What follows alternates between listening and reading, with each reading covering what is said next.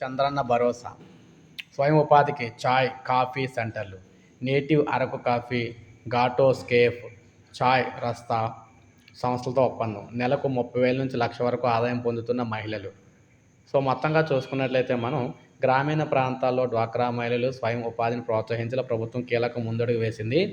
Coffee, tea సెంటర్లు వంటి చిన్న తరహా వ్యాపారాల్లో భాగస్వామ్యం పెంచేందుకు చేదోడుగా నిలిచే విధంగా చర్యలు చేపట్టింది. ఇందుకు గాను జాతీయ, అంతర్జాతీయ స్థాయిలో పేరుగాంచిన నేటివ్ అరకు కాఫీ, చాయ్ రాస్తా, ఘాటోస్ కేఫే వంటి ప్రముఖ సంస్థలతో ఒప్పందం చేసుకుంది.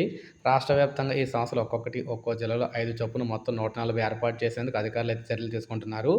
నేటివ్ అరకు కాఫీ సెంటర్లు రాష్ట్ర వ్యాప్తంగా 37 చోట్ల కొలువు తీరాయి. విజయనగరం, విశాఖ, అనకాపల్లిలో ఘాటోస్ కేఫ్ సెంటర్లు అయితే ఏర్పాటయ్యాయి. త్వరలో శ్రీకాకుళం, తిరుపతిలో అందుబాటులోకి రానున్నాయి. పట్టణ ప్రాంతాల్లో చాయ్ రాస్తా సెంటర్లను ప్రభుత్వం ఇప్పటికే ఏర్పాటు చేయగా గ్రామీణ ప్రాంతాల్లో విస్తరణకు చర్యలు తీసుకుంటున్నారు. ఇక ఆసక్తి ఉన్నవారు జిల్లాలో వెలుగు కార్యాలయాలు సంప్రదించని చెప్తున్నారు.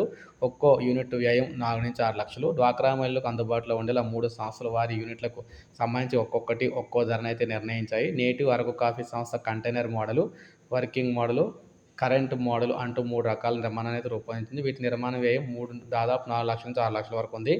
ఘాటోస్ కాఫీ సంస్థ 5 లక్షలతో కాఫీ, టీ సెంటర్ని అయితే ప్రారంభించింది.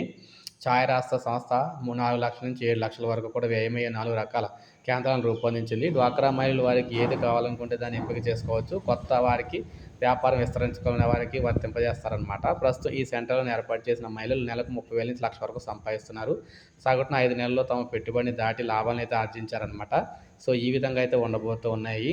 35% రాయితీ కూడా ఇస్తున్నారు. వీటిని ఏర్పాటు చేసుకునేందుకు ముందుకొచ్చే డ్వాక్రా మహిళలకు అవసరమయ్యే మొత్తాన్ని ప్రభుత్వమే బ్యాంకుల నుంచి రుణంగా మంజూరు చేస్తుంది.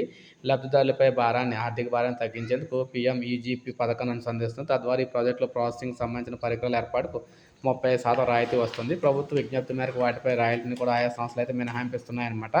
సో ఈ విధంగా గుడ్ న్యూస్ అని చెప్పుకోవచ్చు. ఇది మనకు అప్డేట్. ఒక లైక్ చేయండి, సబ్స్క్రైబ్ చేసుకోవాలి. మన ఛానల్ సబ్స్క్రైబ్ చేసుకొని ఫాలో